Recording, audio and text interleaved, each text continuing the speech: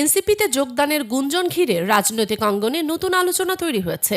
স্বতন্ত্র সংসদ সদস্য রুমিন ফারহানা, আপ বাংলাদেশের আহ্বায়ক আলী আহসান জুনায়েদ এবং প্রধান সমন্বয়কারী রাফেজ সালমান রিফাত সহ প্রায় অর্ধশত জুলাই আন্দোলনের পরিচিত মুখ জাতীয় নাগরিক পার্টি এনসিপিতে যোগ দিতে পারেন, এমন তথ্য বিভিন্ন সূত্রে জানা গেছে। চলতি মাসেই এই যোগদান আনুষ্ঠানিক রূপ পেতে পারে বলে ধারণা করা হচ্ছে।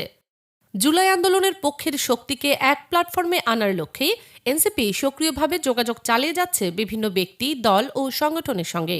বিশেষ করে আপ বাংলাদেশ ও এবি পার্টির নেতাদের সঙ্গে একাধিক দফায় বৈঠক হয়েছে। এনসিপি সূত্র জানায়, আপ বাংলাদেশের শীর্ষ ৩ নেতা সহ একটি বড় অংশের যোগদান অনেকটাই চূড়ান্ত পর্যায়ে রয়েছে। প্রাথমিকভাবে আলী আহসান জুনায়েদ, রাফেজ সালমান রিফাত, মুখপাত্র শাহরিন সুলতানা ইরা সহ ২৫ থেকে ৩০ জনের নাম আলোচনায় রয়েছে।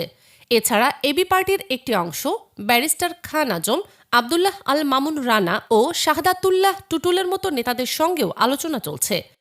পাশাপাশি ৯ দফার ঘোষক আব্দুল কাদের ও বৈষম্য বিরোধী ছাত্র আন্দোলনের সমন্বয়ক হাসিব আল হাসানের সঙ্গেও যোগাযোগ চূড়ান্ত পর্যায়ে রয়েছে বলে জানা গেছে।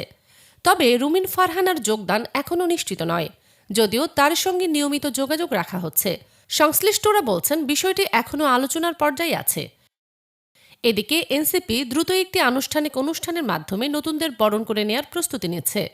আগামী ১২ এপ্রিল সম্ভাব্য তারিখ হিসেবে নির্ধারণ করা হলেও চূড়ান্ত সিদ্ধান্তে কিছুটা সময় লাগতে পারে বলে ইঙ্গিত পাওয়া যাচ্ছে।